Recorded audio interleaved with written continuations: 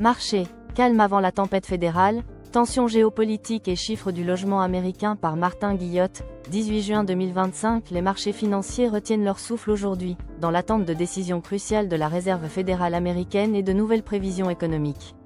Dans ce contexte, les actions et les obligations n'ont enregistré que de faibles gains, les investisseurs préférant rester prudents. Pendant ce temps, les prix du pétrole ont légèrement reculé après avoir atteint un sommet de près de 5 mois, tandis que les tensions au Moyen-Orient restent une préoccupation majeure. Un conflit géopolitique toujours présent, la situation au Moyen-Orient continue de peser sur le sentiment des marchés. Bien que le pétrole ait reculé aujourd'hui, cette tension reste un facteur de risque important, susceptible de provoquer de nouvelles flambées des prix si le conflit s'intensifie. L'armée israélienne a annoncé attaquer des cibles militaires à Téhéran, en Iran. Le Premier ministre britannique Starmer a annoncé une réunion du COBR, Cabinet Office Briefing Room, sur l'Iran. La Russie et les États-Unis sont en contact concernant le conflit au Moyen-Orient, selon le ministère russe des Affaires étrangères.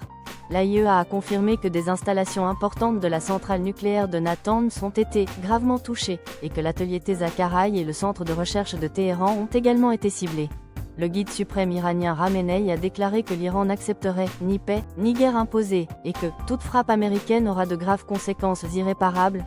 L'ambassadeur iranien auprès des Nations Unies à Genève a affirmé que l'Iran n'hésiterait pas à se défendre et réagirait avec sérieux et fermeté, sans retenue, si les États-Unis étaient directement impliqués dans les attaques.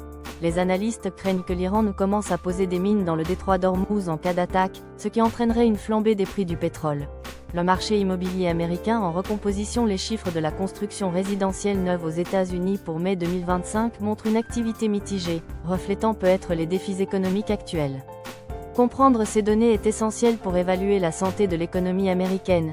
Permis de construire, en mai, le nombre de permis de construire délivrés a atteint 1 393 000 sur une base annuelle désaisonnalisée.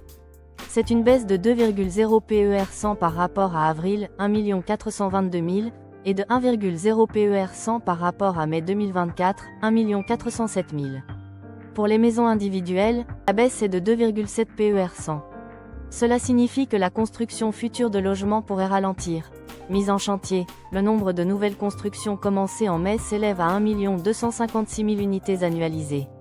C'est une chute significative de 9,8 PER100 par rapport à avril, 1 392 000, et de 4,6 PER100 par rapport à mai 2024, 1 316 000. Étonnamment, les mises en chantier de maisons individuelles ont légèrement augmenté de 0,4 PER100, mais la tendance générale est à la baisse.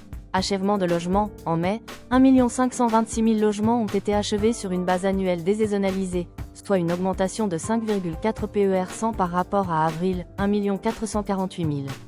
Cependant, c'est encore 2,2 PER100 de moins qu'en mai 2024.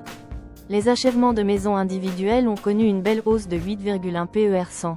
Ces chiffres montrent un ralentissement des nouvelles constructions, mais une accélération des achèvements de projets existants, ce qui pourrait aider à stabiliser l'offre de logements.